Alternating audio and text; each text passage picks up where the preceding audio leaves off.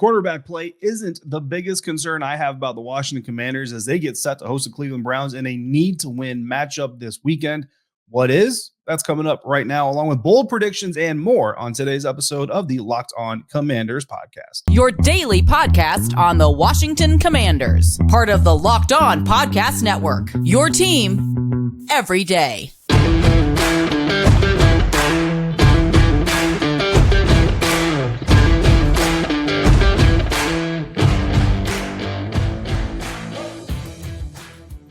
Welcome in, Commanders fans, to the Locked On Commanders podcast, part of the Locked On Podcast Network, your team every day. We are your daily podcast covering the Washington Commanders, and we are free and available on all platforms, including YouTube and the WUSA9 Plus app on your Roku or your Amazon Fire Stick. And of course, we thank you for making us your first listen or your first view of the day. I'm David Harrison of Commander Country, a part of Sports Illustrated's FanNation, on Twitter at DHarrison82. And today's episode of Locked On Commanders is brought to you by BetOnline. BetOnline has you covered this season with more props, odds, and lines than ever before. BetOnline, where the game starts. Thank you all again for making us your first listener, your first view of the day. Of course, by now, it could be your last view or your last listen of the day because we're coming to you Friday evening. We like to drop our Friday final preview episode later on Friday, so we have time to get the final injury reports and gather all the final information that we can before the game kicks off and gets ready to get started, to give you the best look that we can provide you here on the show. So we thank you again for joining us. I'm going to tell you why one of Washington's strengths is actually my biggest concern this weekend. But before we do that, we have to discuss the final injury report, final game designations for the weekend. Sometimes we get some updates on Saturday. Sometimes we get some updates Sunday before the official inactive list comes out. But this is the best picture we're going to get before the weekend arrives here. So receiving no designation, which means they're good to play on Sunday, minus an accident somewhere, an aggravation unplanned. But as we know, information right now, good to go on Sunday are safety Derek Forrest, offensive lineman Wes Schweitzer, defensive end Chase Young, offensive lineman Andrew Norwell, defensive end Shaka Toney, and running back Brian Robinson Jr. Of course, Forrest, Schweitzer, and Young all missed a little bit of practice this week due to illnesses, non-COVID related. They were not aggravations of injuries, especially Chase Young. The team wanted to make sure everybody understood this was not a knee issue. This was just an illness issue. He was out Wednesday, back on the field Thursday and Friday. Andrew Norwell is dealing with a shoulder issue, Shaka Toney, ankle, Brian Robinson Jr., a quad issue that honestly he's been working through for a couple, maybe 2 or 3 weeks now, and is continuing to do so as well, shouldering on to fight the good fight. Those guys all good. Again, outside of a freak issue or an aggravation that's not being anticipated right now, those guys will be good to go on Sunday. Questionable, however, for the Washington Commanders, DBs, 4 of them: Benjamin St-Juste, Percy Butler, Kamren Curl, and Christian Holmes, all questionable.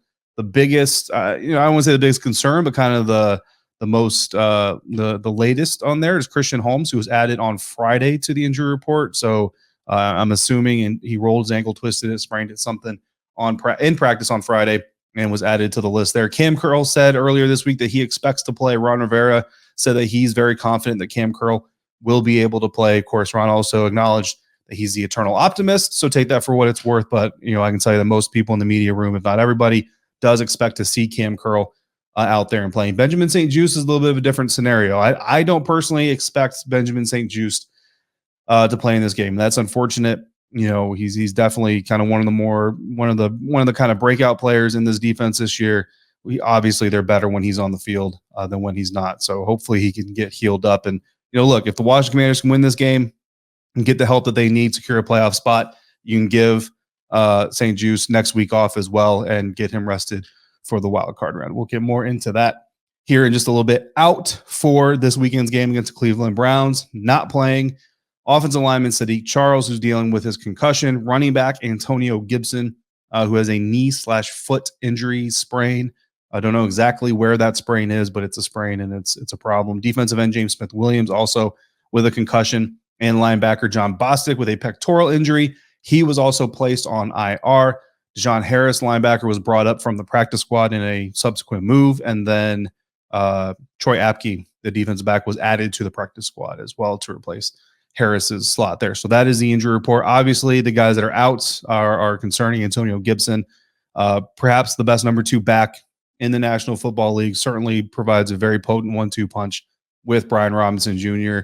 He's been battling some things recently, and it just kind of got the better of him. So he's going to have to sit this one out.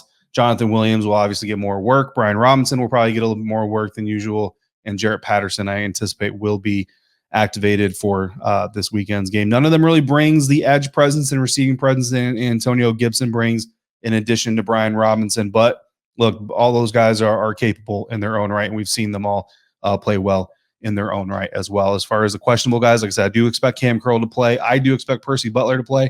I'm not expecting Benjamin St-Juste to be out there. And Christian Holmes, the fact that that's a Friday injury is very, very concerning to me. So I'm not sure I would expect him to be out there either. Some of these injuries are actually leading to my biggest concern, which what I mentioned earlier is not Carson Wentz.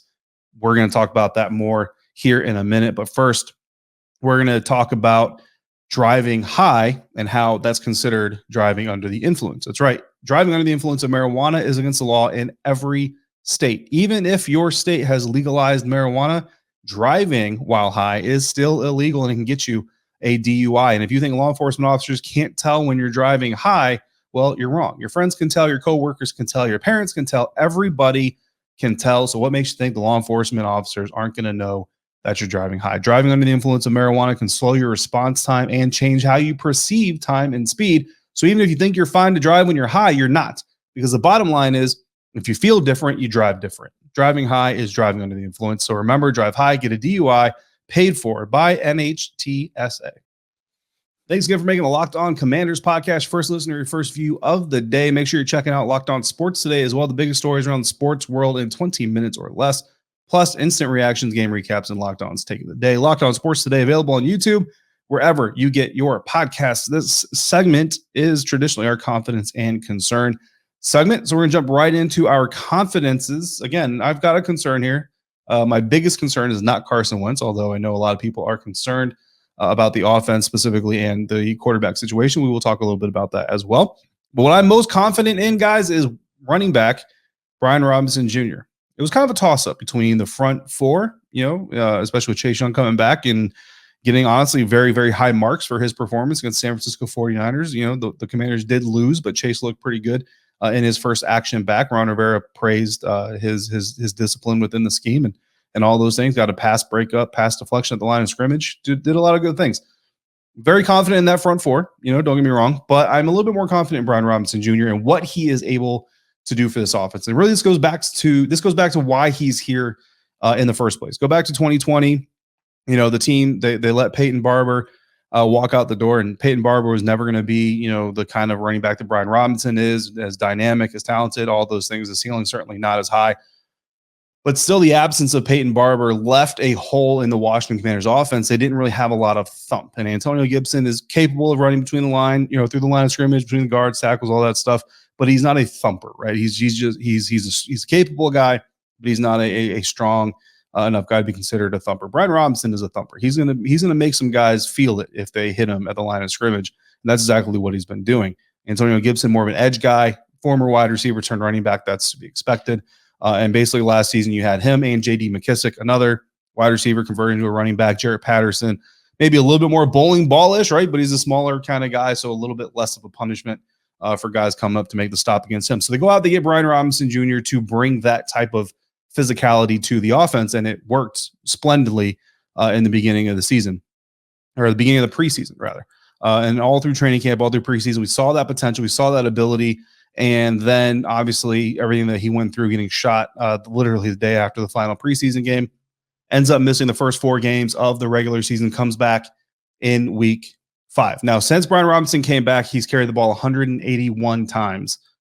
Only about 22 to 24 or so running backs in the National Football League have that many carries all season long. And Brian Robinson is one of them, despite, again, missing the first 4 games. Now, his yards per attempt average, 3.9 yards. Not bad, not great. 17th amongst that group, so kind of in the middle of the crowd. They're tied with Alvin Kamara and Ezekiel Elliott. Typically 2 good names to be associated with, both of those guys kind of having down seasons. Zeke, I know the Cowboys fans and media have been kind of down on him for a little while now. So, not the greatest names, but still middle of the road-ish, kind of in that middle pack. 20th in yards after contact on the per carry average, 2.61 yards. more than Jamal Williams, more than Alvin Kamara. 16 carries of 10 yards or more, 6 carries of 15 yards or more. So average stats, solid stats. We've seen the potential. Now, you've really seen Brian Robinson kind of turn it up a notch here lately, and that's what I really wanted to talk about, because in the first 4 games back, B-Rob started 2 games, didn't start 2 games, and really it was just kind of who was on the field first. Was it him or AG? That's the guy that got the start. Well, in the last 7 games, it's been Brian Robinson. He has started every game in the last 7 games. In that 7-game stretch, he's got 72 carries. Only 5 running backs in the National Football League over the last 7 games has 72 carries or more. Josh Jacobs of the Las Vegas Raiders, Deonta Foreman of the Carolina Panthers, Jamal Williams of the Detroit Lions, Derrick Henry of the Tennessee Titans are the other 4. The 5th one is Brian Robinson. So you see that usage rate goes significantly up here in the last 7 weeks. Among those 5, Brian Robinson is second in that group in yards per carry average with 4.1, only behind Josh Jacobs. He's 4th in yards per carry after contact with 2.78, ahead of Jonathan Williams. Second in forcing missed tackles, and that's huge. Again, trailing just Josh Jacobs. And he's 3rd in 10-plus yard carries. He's got 1 15-plus yard carry. And he is PFF's 2nd highest runner in run grade in that group of 5 running backs. Some people like PFF, some people don't. It's there for you to consume as much as you would like to. So Brian Robinson in the last 7 games, really kind of the last 3 or 4, even if you want to break down even further, is starting to gather ahead of steam. The Cleveland Browns rush defense is 26th in the National Football League in yards per carry allowed, allowing 4.87. In about that same stratosphere as far as NFL rankings concerned, you got the New York Giants, you got the Philadelphia Eagles rush defense. The Atlanta Falcons rush defense is actually quite a bit better than the Cleveland Browns rush defense in yards per carry than the Cleveland Browns. And Brian Robinson had very, very solid yards per carry averages against those guys. And I keep saying it that way because some of those games he wasn't used as much as maybe we would all like him to, right? But on a per carry basis, he's being very effective. And this is a defense that is very susceptible to giving up solid runs, 4 to 5 yards, 3 to 5 yards here and there. And if you're getting 3 to 5 yards per carry out of Brian Robinson, you're facing 3rd and 4s, 3rd and 3s, 3rd and 2s, or maybe not facing 3rd downs at all. And that's exactly what this Washington Commanders offense wants, especially with Carson Wentz coming in. First start, in a while. He looked good against San Francisco for the most part, but there's going to be some rust there. There's going to be a little bit of trepidation. This offense is a little bit different, so he's got to get his groove. He's got to get comfortable and establishing the run, which then helps you establish an effective play action game, is going to be absolutely critical to doing that. So Brian Robinson's recent upward swing of running ability and the fact that they're going up against a rush defense in Cleveland, the Cleveland Browns unit that allows a pretty good amount of yards per carry, very, very solid. Gives me a lot of confidence in what this offense might be able to do against that Browns defense, which can be very, very important because typically the Washington Commanders can rely on their defense to be very good, but I am concerned about this defense this week, and I am concerned about the secondary this week because if you go back to the injury report, Benjamin St-Juste, Kamren Curl, Percy Butler, Christian Holmes, all of them questionable. I expect this team to be without at least 2 of those guys, if not 3. Cam Curl is the only one that I would tell you that if I had to put money on one of these guys playing, Cam Curl is the only one I would put money on playing. The rest of those guys, if they end up missing this game, I'm not going to be totally shocked or surprised that they miss this game. And I actually expect Benjamin St-Juste to miss the game. Certainly hope he doesn't. Certainly hope he is able to go. The defense obviously wants him to go as well. But we saw last week specifically what happens with this defense when Cam Curl is not on the field. Do not want to see that against the Cleveland Browns. And with that front four getting healthy, I mean, James Smith-Williams is out with a concussion, but with Chase Young kind of getting 30 reps last week, which is almost twice what he was expected to get and looked pretty good. Ron Rivera was asked about the pitch count for Chase Young this weekend and basically said it, kind of said the same thing he said coming out of San Francisco, that, there's going to be kind of a number ballpark that they want to look at. But at the same time, they had that number ballpark last week and basically said that, they kind of got to the limit of that. And he hears Chase Young say, "I'm ready, I'm good, put me in." So they end up putting him in. He ends up having a pretty solid game. So if Chase is good and he's looking good and he's feeling good, then they'll continue to play him. And that's important. But any pass rush, they need, it's a forward to back and forward kind of flow in a defense. The pass rush makes it easier for the secondary. The secondary makes it easier for the pass rush. So when one of those units is compromised, it can cause a lot of problems. And this defensive front is going to have their hands full just trying to stop Nick Chubb. Kareem Hunt is still talented, and the read option with Deshaun Watson, I feel like you're going to see a lot of the read option with Deshaun Watson. So they need that secondary to kind of give them some time when there is just kind of a traditional straight up pass play to try and get home. That secondary is going to need to hold up against the likes of Amari Cooper.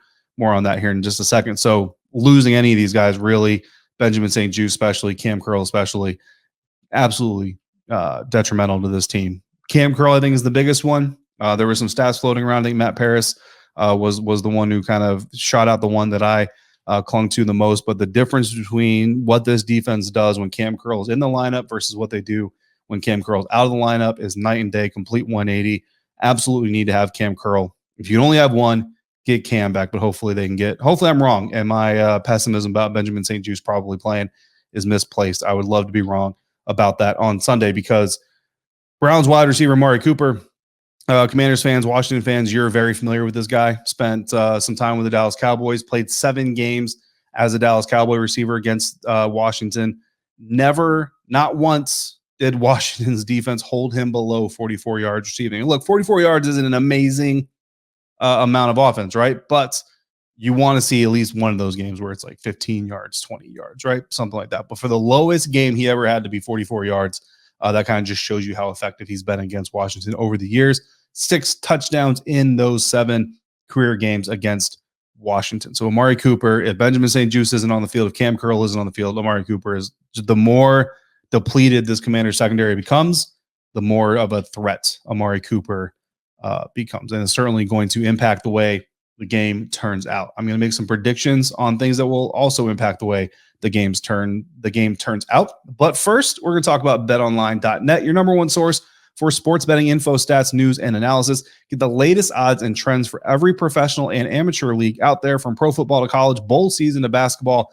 And back when the World Cup was going on, they had you covered for that as well. This weekend, not only do the Commanders need to win, but they need the Lions, Seahawks, and Packers to lose. The Packers could tie. So Lions, Seahawks lose, Packers lose or tie. If that happens and the Commanders beat the Browns, they clinch a playoff spot, which would be amazing because you can rest people next week and go into the wild card round ready to fight. The Packers, again, can also tie. Washington Commanders favored by 1 over the Cleveland Browns. Detroit Lions are favored by 6. That is the steepest line here for a Commanders benefit to overcome. Lions, again, favored by 6 over the Bears. Seattle Seahawks are the only underdog on this list, going up against the New York Jets, and the Green Bay Packers are favored by 3 against the Minnesota Vikings. If you put $10 on all that to happen, Commanders win, Lions lose, Seahawks lose, Packers lose, you put $10 on that outcome. If it happens, and I'm not even talking against the spread, I'm just talking straight up money line, just those teams lose or win. If that happens at BetOnline, you win $250. Take that for what it's worth. If you love sports podcasts, you can even find those at BetOnline as well. Always the fastest and the easiest way to get your sports betting information. Head to the website today or use your mobile device to learn more about BetOnline, where the game starts.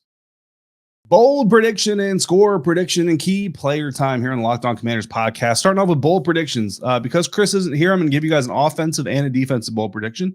I'm going to give you an offensive and a defensive key player, and then I'm going to reiterate my score prediction that I made on the Crossover Thursday episode with Jeff Lloyd of the Locked On Browns podcast. If you haven't checked that out, it's the last episode published before this one right here, so make sure you go back and check that out. Jeff dropped all kinds of good Browns things. By the way, Jadeveon Clowney on the Brown side of things, also questionable for this game. So, look, don't wish ill on anybody, but if Jadeveon Clowney needs another week to get better, we'll gladly give him that week. Bold prediction time on the offensive side of things. Carson Wentz has faced the Cleveland Browns twice in his career. Both of them came with the Philadelphia Eagles. Both of those games, he threw 2 touchdowns. Let's keep this party rolling, guys. Carson Wentz 2 touchdown passes against the Cleveland Browns on Sunday. On the defensive side, I think big players have to step up for their team in big situations, in big games. The Washington Commanders secondary is banged up. Even if those guys go, bottom line, they're banged up. Offense has been sputtering as of late, hasn't put up a whole lot of points. There is some concern about Carson Wentz. There is validity, I think, to the fact that this offense is different. Brian Robinson wasn't doing what he's doing now the last time we saw Carson Wentz. I think there's validity validity to all those things. I don't know how big of a difference that really makes, to be honest. At the end of the day, I think that's what kind of this whole thing is all about. But I think if you need a group of guys to really step it up in this game, it's got to be your first round draft picks. And we love to see Jahan Dotson continue to do what he's doing. One more touchdown, he eclipses Terry McLaurin's rookie number and ties the franchise record for rookie receptions.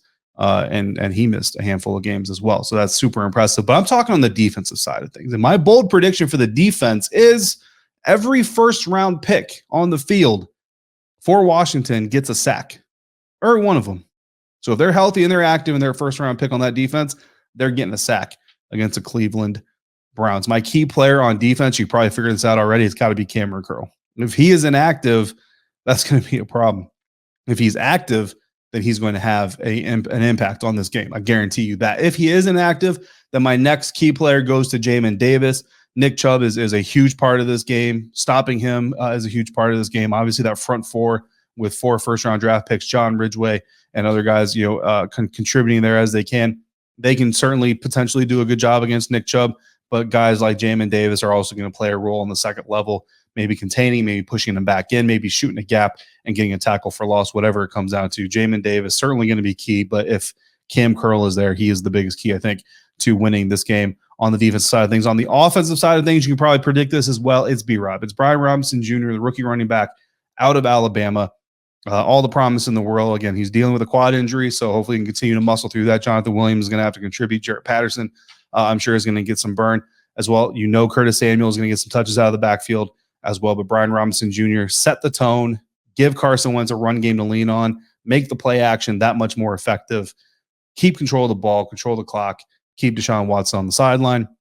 He can't score points if he's sitting on the sideline. Amari Cooper can't catch passes if he's sitting on the sideline. So Brian Robinson Jr., my offensive player of the game, key to this game, key to Washington winning. In my score prediction from yesterday, Washington Commanders favored by 1 at home against Cleveland Browns. I got the Commanders winning 24-20. And that's going to wrap up our final preview episode here on the Locked On Commanders podcast. Thanks everyone out there for making us your first listener, your first view of the day. Now make your second, the Locked On Sports Today podcast. Peter Bukowski brings you the biggest stories from around the sports world in 20 minutes. Get analysis and opinions before anyone else with our local and national experts and insiders. Locked On Sports Today, available on YouTube, wherever you get podcasts. You got questions or topics that you want to discuss, send them in to lockedonwashingtoncommanders@gmail.com or hit up the Locked On Commanders DM box on Twitter at LO Commanders. The DMs are open. I am David Harrison, Commander Country on Sports Illustrated's FanNation, credential member of the media, which means I will be spending my new year at FedEx Field, as will Chris, the Rooster, Russell, my co-host, part of the Medhurst and Russell and Medhurst show on the Team 980, Monday through Friday, live, 9 a.m. to noon Eastern, and anytime on the Odyssey app. So we will both be there. If you see us there, please say hi so we can thank you for making us a part of your football traditions, making us your first listener, your first view of the day, and involving us again in your football routines. If you're not there, if you're out and about, please be safe, be kind to one another, and thank you for joining me on today's episode of the Locked On Commanders podcast.